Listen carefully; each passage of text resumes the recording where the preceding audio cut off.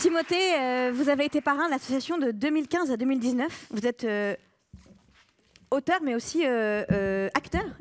Et vous avez publié donc de très nombreux romans jeunesse très appréciés des jeunes lecteurs. Tommy Loveless, Van Gogh, Le Livre de Perles, pour n'en citer que quelques-uns.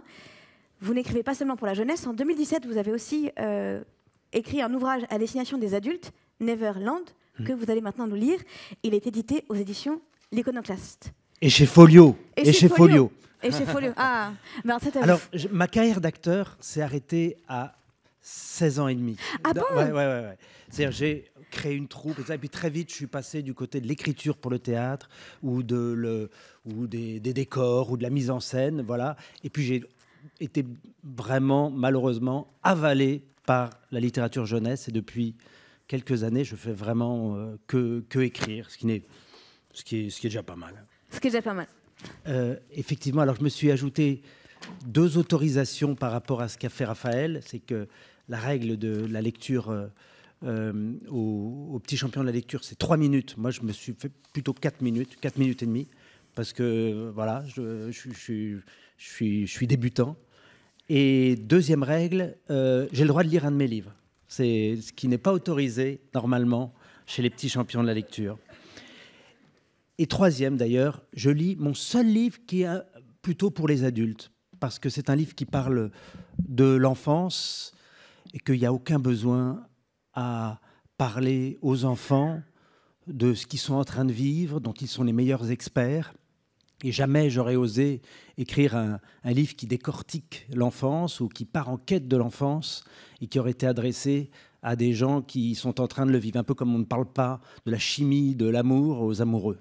Et d'ailleurs, ce que faisait tout à l'heure le savant universitaire Grégoire a décortiqué la lecture est quelque chose qui peut ressembler à un tue-l'amour, mais qui est quand même assez passionnant et qu'on devrait vraiment montrer à tous les profs et en fait à tous les parents aussi. Je suis parti un matin d'hiver en chasse de l'enfance. Je ne l'ai dit à personne, j'avais décidé de la capturer entière et vivante. Je voulais la mettre à la lumière, la regarder, pouvoir en faire le tour. Je l'avais toujours senti battre en moi, elle ne m'avait jamais quitté, mais c'était le vol d'un papillon obscur à l'intérieur, le frôlement d'ailes invisibles dont je ne retrouvais qu'un peu de poudre sur mes bras et mon cou le matin. Je ne voulais pas parler de mon enfance. Je voulais l'enfance absolue, la source commune, l'eau violette des origines. Je me souviens de ce besoin qui m'a envahi un jour, d'attraper l'enfance pour la tenir, comme dans une cage, entre mes mains fermées, et la montrer aux autres en écartant doucement les doigts. « Regarde, elle est là. Tu la vois ?» Je m'étais équipé comme un chasseur de dragons ou de chimères. Impossible de savoir ce dont j'aurais besoin. J'avais prévu les sarbacanes, les potions, les casiers, les filets, un petit cheval assez rapide, des fléchettes qui endorment, et même les brosses de soie et les petites cuillères dont se servent les archéologues pour déterrer des trésors anciens sans les abîmer. J'étais le chercheur d'or, le chasseur fou, illuminé par ce rêve. Je marchais à la verticale, sur le chemin étroit, avec mon cheval. L'ombre de mon équipage se projetait à côté de moi sur la paroi. Les épuisettes se dressaient dans mon dos, comme un bouquet de drapeaux. Je ne savais pas si ce bric-à-brac me servirait un jour. Il existe des filets à la trame assez large pour ne prendre que les gros poissons. Mais quelle maille ne gardera que les petits? Qui l'inventera? Comment attraper l'enfance seule et ne pas l'écraser au fond du filet, sous le poids des grands qui étouffent tout?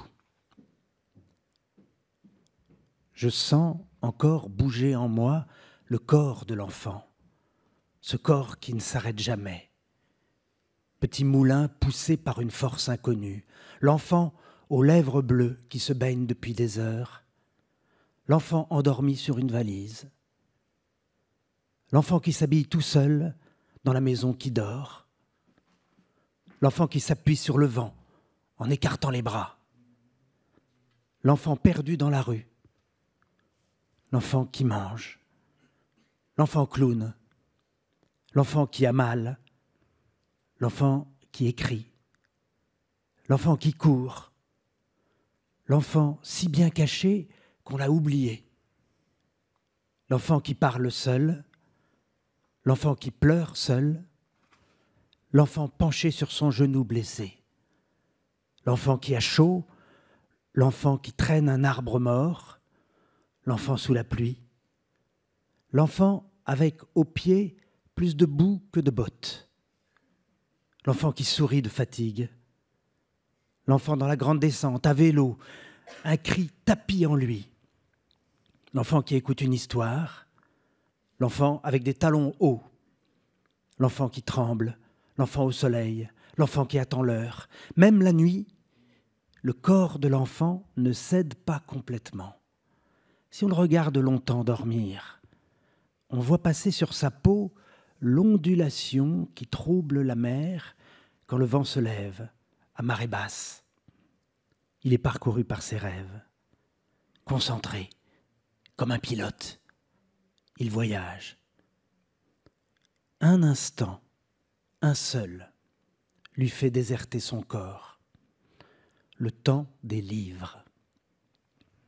Le corps de l'enfant qui lit n'est plus qu'un tas de vêtements qu'il a jetés n'importe où. Le livre est ouvert sur la moquette, les vêtements glissent du lit ou font les pieds au mur.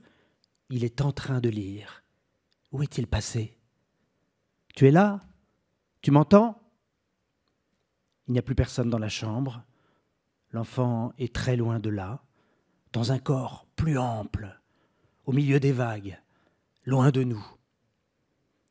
Il me fallait toujours du temps pour me retrouver. Quand j'avais refermé le livre, on m'appelait dehors, je restais étourdi sur le lit. Alors je me levais, un peu à l'étroit dans cette peau et ce monde. Je faisais un pas, je m'étirais, mon enveloppe se fendillait, mon équilibre avait changé. En descendant l'escalier, je ne voyais pas qu'avaient poussé 2 ailes en papier dans mon dos. Non. Merci beaucoup. Merci beaucoup. Ouais. Je vous invite à... Vous voulez un peu d'eau peut-être? Non. Merci beaucoup pour cette lecture vraiment émouvante et intime et puissante. Merci. Donc vous n'avez pas été acteur, mais par contre, vous avez été parrain de... Enfin, acteur dans vos saisons, mais vous avez été parrain de l'association pendant 4 ans, de 2015 à 2019. Je crois que j'ai été le plus long parrain. Le plus long parrain de l'association. Parce que normalement, on est abattu au bout d'un an et demi. On ne peut pas tenir. On ne peut pas tenir. Ah oui. Ouais. Et pourquoi vous êtes autant investi? Qu'est-ce qui était si important pour vous dans le fait de soutenir comme ça et de promouvoir la lecture à voix haute? Je pense que c'est le souvenir du lecteur à voix haute que je suis devenu à l'école. Et tout à coup, le relais que je me souviens avoir pris par rapport au créateur, celui qui avait écrit le livre, tout à coup, j'étais son porte-voix, son ambassadeur, et tout à coup, je co-créais avec lui, mais en m'appuyant sur lui. Et c'était plus la question que pose le prof à demander voilà, quelque chose qu'on sait ou on ne sait pas. La réponse, elle était là. Il fallait la faire entendre, simplement. Et ça, en fait, dès que j'ai commencé à lire, j'ai compris... ce que j'ai aimé dans la lecture, c'était ce que j'allais faire des livres. Comment ça allait bouger ma vie, me transformer, me faire pousser ces ailes en papier, là, qui ne sont pas que en papier, d'ailleurs, qui sont des vraies ailes qui marchent.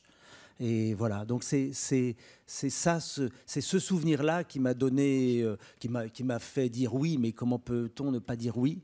Et puis, la pauvreté du mécanisme. Enfin, je dis alors qu'il y a des gens qui se crèvent toute l'année pour organiser tout ça, mais c'est d'une simplicité, sincèrement, toucher 60 000, 100 000 enfants avec quelque chose de si simple que Voilà, donner un livre et faire lire à haute voix.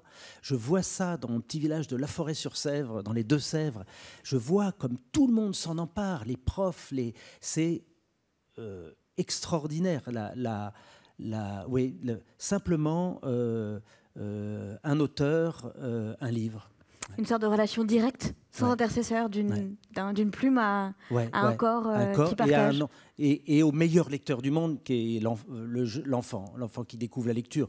Enfin, c'est le lecteur le plus exigeant, sans pitié, et c'est celui qui est changé par ce qu'il lit. Et du coup, vous avez donc, lu très jeune, mais tout de suite, tout seul, vous êtes mis à lire à haute voix ou on vous a mis sur ce chemin? C'est une sorte d'instinct qui s'est... J'ai voulu être éclabousé par le talent des auteurs que j'aimais, je crois, simplement. J'en avais le bénéfice simplement en leur donnant une voix. Je me souviens, très vite la lecture à haute voix. Et aujourd'hui, en écrivant, et ça me sauve quand on me demande de lire un bout de ce que j'ai écrit, en écrivant, je gueule, comme disait Flaubert ou quelques autres. Mon texte, en écrivant, je le teste, je le mets à l'épreuve. J'ai la chance que certains de mes livres, j'ai pu les entendre. Ils ont été enregistrés. Là, c'est le cas en ce moment du tome 2 d'Alma, qui est en train d'être enregistré par un ancien parrain, d'ailleurs, Gaël Camille-Lundy, avant qu'il sorte même. Donc, je peux même l'entendre, le tester à l'oreille avant que ça paraisse, et ça devrait être presque obligatoire parce que ça ne triche pas. Et je me souviens le tremblant, comme avant d'être parrain, j'ai été simplement choisi par un jeune lecteur et j'étais donc assis sur ma petite chaise derrière sur la scène de la salle Richelieu avec ce lecteur, et j'entendais quand par hasard il y avait un petit truc dans mon texte qui était pas bien écrit, c'était pas bien lu, pas bien écrit. Ça sonnait comme une fausse note quand on est avec des musiciens qui entendent et qui font comme ça, alors que nous on n'a rien entendu. Voilà, c'est sans pitié et c'est l'exigence absolue, la lecture à haute voix. Quand on vous entend comme ça, moi je pense deux choses, c'est que combien la lecture, en fait, à voix haute, vous a construit comme écrivain, en fait, comme personne, et aussi comme auteur. Mais j'y pense grâce à vos questions. Mais en effet, je crois ça a beaucoup compté. Ça a beaucoup compté. Et j'étais pas. Et c'est pour ça que là, le témoignage que vous avez donné tout à l'heure de la lecture pas évidente et tout ça, on voit que ça sert à ceux qui aiment lire à haute voix et à ceux qui n'aiment pas lire à haute voix. Et puis, ce qu'a dit Raphaël tout à l'heure, le plus important, c'est que tout à coup, celui qui vient, quand il a été choisi, c'est toute la classe qui est derrière. Et ça, c'est incroyable. Cette nuée de sauterelles qui s'abat sur la Comédie Française à un mercredi de fin juin tous les ans, c'est incroyable. Ils prennent le pouvoir, ils virent les sociétaires, voilà, ils sont partout dans la salle, sur scène, et les adultes qui sont là sont assis dans leur coin et un peu inquiets. Et du coup, de ces 4 années de parrain, c'est quelque chose qui vous a aussi, j'ai l'impression, à vous entendre, nourri dans votre écriture? Oui, mais oui, ça complétait la prise de conscience que j'ai eue après avoir écrit mon premier roman, Toby Lolness. Je croyais que c'était une activité solitaire, que voilà. Ensuite, je donnais mon livre et je disparaissais, et puis j'allais écrire autre chose. Et j'ai découvert la rencontre et l'écho que donne le lecteur, même à voix basse, dans la rencontre. Et donc, ce que ça a fait sur mon écriture, simplement, ça m'a rappelé qu'il y a, de l'autre côté du livre que j'écris, derrière la page très fine, quelqu'un de vivant, d'exigeant, d'assoiffé, d'affamé, et qui finira le travail si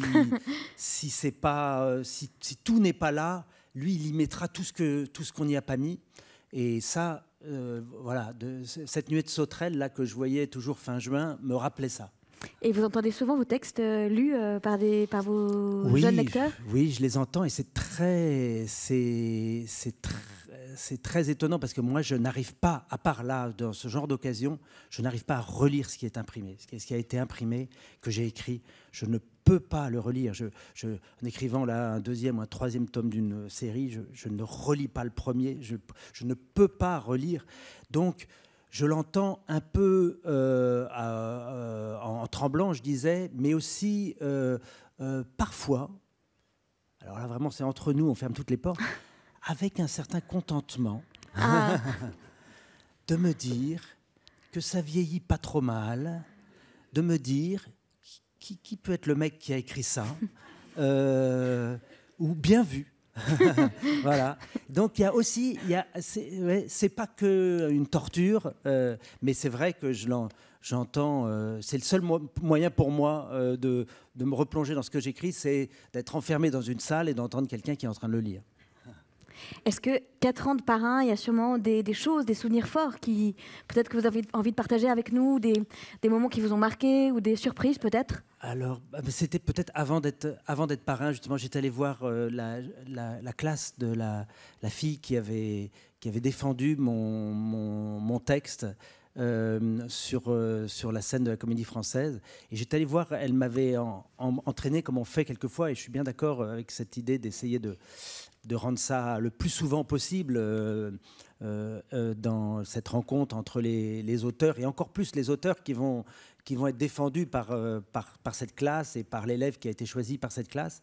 Et j'étais allé dans cette classe à La Courneuve, et je me souviens, et moi j'ai enseigné à La Courneuve quelques années, il y a très longtemps, après avoir été acteur. Vous avez eu 1000 vies en fait. Non, justement, j'en ai pas eu tant que ça, mais j'ai enseigné à La Courneuve, et je revenais pour la première fois sur les lieux du crime. Je revenais comme auteur, enfin et j'ai vu, et là on n'a pas eu le temps tout à l'heure d'applaudir les enseignants qui accompagnent. Voilà, je voyais, j'avais déserté le navire et je voyais ce prof qui faisait des choses extraordinaires, 100 fois mieux que moi je l'avais fait. C'est pour ça que j'ai déserté le navire, parce que j'ai senti que je pouvais être plus utile peut-être à un autre endroit. Et cette fille, et c'est là que j'ai compris Les Petits Champions. J'ai vu cette classe derrière cette fille, 40 coachs, un enseignant qui n'est plus vraiment enseignant, qui est le 40e coach, et puis ce porte-voix qui est la jeune fille. Donc voilà, je pense que ça c'est un souvenir qui fait que quand au creux du mois d'août suivant, on m'appelle pour me dire est-ce que vous voudriez bien être parrain et remplacer Daniel Pénac. J'ai dit, alors, c'est tellement mon but dans la vie de remplacer Daniel Pénac. Enfin, ça arrive. Voilà. Merci beaucoup Timothée de Tondel. Merci.